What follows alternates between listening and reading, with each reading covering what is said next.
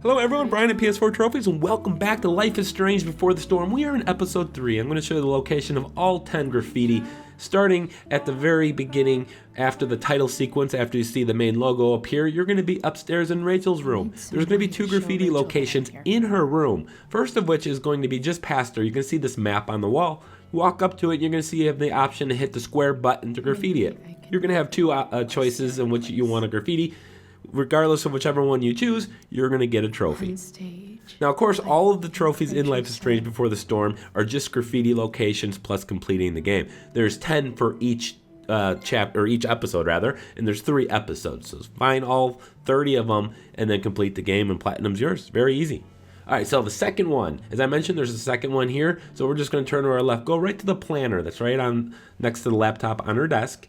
Again, hit the square button to graffiti it once I make sure I'm looking at the right object there. I think Rachel could. Again, 2 choices, doesn't matter which one you choose, you will get a trophy for completing this.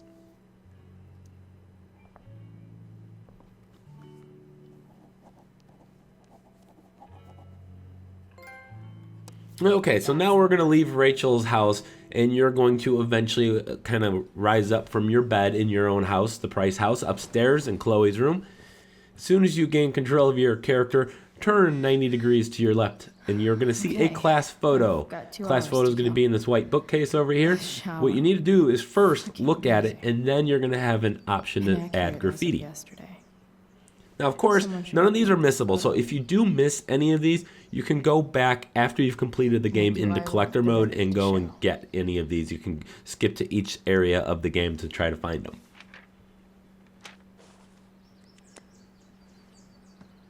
So once we finish doodling here, we're actually going to stay upstairs here. We're going to go from Chloe's room to her mother's bedroom. I'd say So immediately you can just turn around and exit the room. Now eventually you're going to have to go take a shower, but before you do that, before you go downstairs, make sure you go to the other bedroom up here. Going to be some music playing down there, but we ain't going to worry about that just yet. Instead, we're going to turn to the left, kind of turn around here.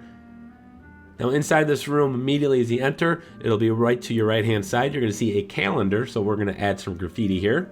sports cars are really good for.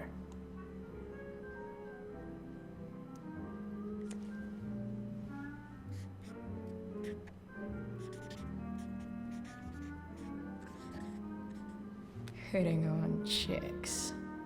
Alright, so next up, you're going to actually end up at the Junkyard once again. At the Junkyard, you're going to have to fix this old truck. Now, a lot of different things you have to do here, but one thing you want to do is look at the fuel filter on the right-hand side, and you want to check it.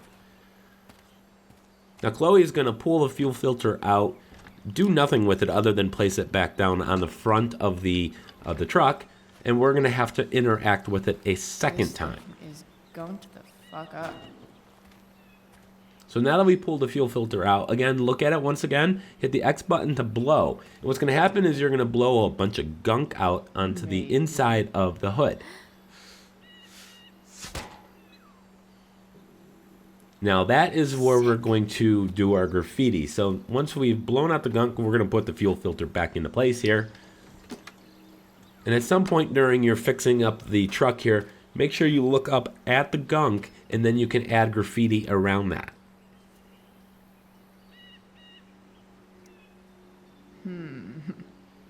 What do I see? I know.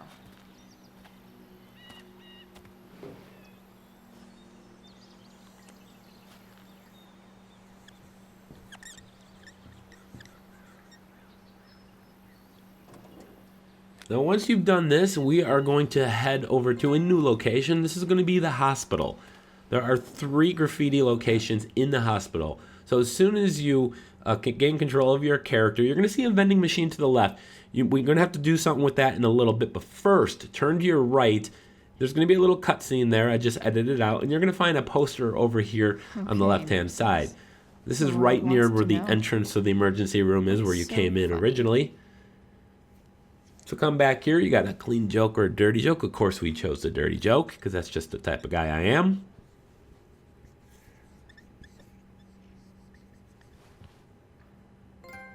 Okay, so now that we got that trophy, we're going to go head back to the vending machine.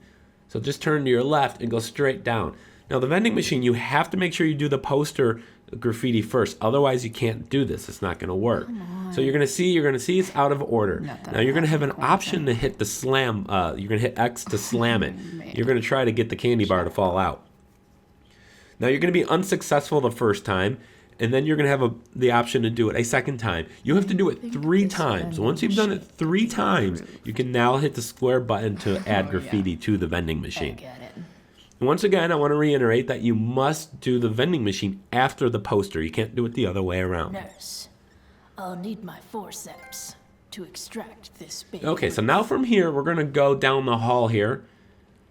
And you're going to see a guy on the left-hand side, which you need to talk to. It's going to be about a minute conversation here with Anthony, so we're going to speak to him. And then once you're done, you're going to enter this room. Now, there's going to be a bunch of teenagers in here. There's going to be about 2 minutes of conversation and dialogue here. So after that 2 minutes, you're going to see Mikey in the bed. You can immediately just walk up to Mikey and sign his cast. Now, alternatively, it might not be Mikey here. You might actually see Drew here instead. So if you don't see Mikey, you're not going to be able to just walk up to the cast and sign it. If it is somebody else, you're going to have to interact with the pudding that's on a tray next to his bed. You're going to have to do a whole thing with that, trying to take the pudding. And then after that, you can sign the cast. So depending on which characters here, based on choices you made previously, it might be Mikey, it might not be. There you go. Cool. Okay, so now we're going to leave the hospital and we're going to go to Amber's house, the Amber house once again. We're going to go sneak into the office. Once you're inside the office, you're going to have to eventually find a key, but on the left side of the desk, on the bottom left, is going to be a drawer that we can open, and then we can then add our graffiti from there. With Sarah that can help me find her.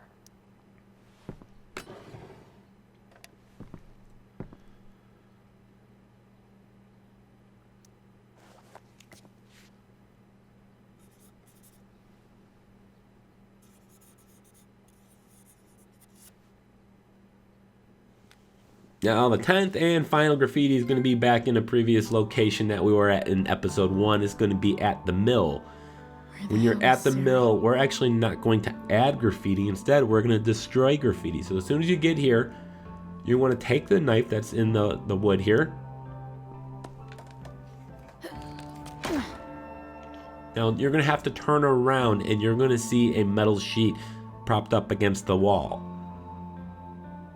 So walk up to this metal here and then move it out of the way. Now you can see there is already graffiti on this wall, and as I mentioned, instead of adding graffiti, we're going to destroy it. And that will be the final collectible in Life is Strange Before the Storm. If you got all 30 of them, 10 in each episode, all you need to do is go on for about another 20 minutes or so, finish the game, and you'll have the Platinum Trophy. I want to thank you guys for watching. Make sure you hit the like button and, of course, subscribe.